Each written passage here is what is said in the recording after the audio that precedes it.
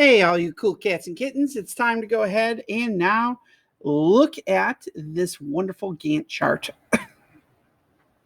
Real quick, we're going to do the same drill as we did before. I suppose I should turn these pink because you guys have been working with these as pink in color, and it's easier for me, I guess, to refer to them as you go. It looks like Chan is the last one here, so that's a good deal. We're going to go ahead, fill in all of the pink, although this line here doesn't need to be done, so we're going to quickly get rid of that in real time. First of all, go ahead, dump in the seniority, the date, time, last shift, earliest next shift, cumulative flight time, and dates requested. You kind of know how to use this.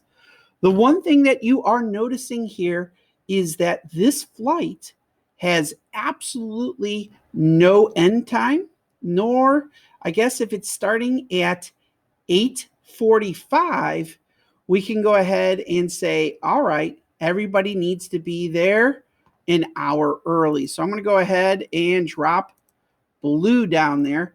That's the hour that they have to be here. We're going to go ahead and figure out how long this flight is now. We're going to add it to that. And remember that the people here have to go ahead and work a half hour after the touchdown time. So let's say that it happened to be like 10 a.m.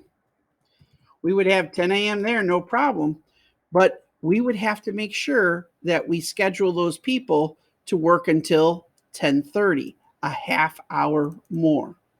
So that's probably going to be the most difficult thing. I'll leave this. This is the hour that they're supposed to be there for pre-flight. And then 8:45 to what time? Plus 30 minutes. Once you've done that, you could take this chart. You could hit delete if you want to because it's on another page right down here. So you always have another copy. And then you need to do the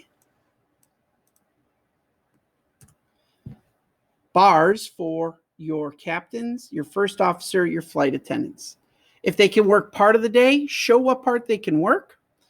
If they're not available because they've requested time off, no bar.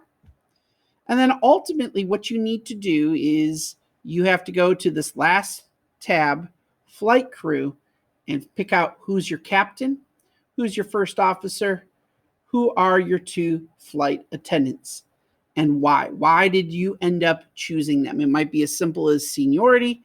It might be because they're the only person that's available. I don't know. You're going to tell me why. So we'll put this chart back.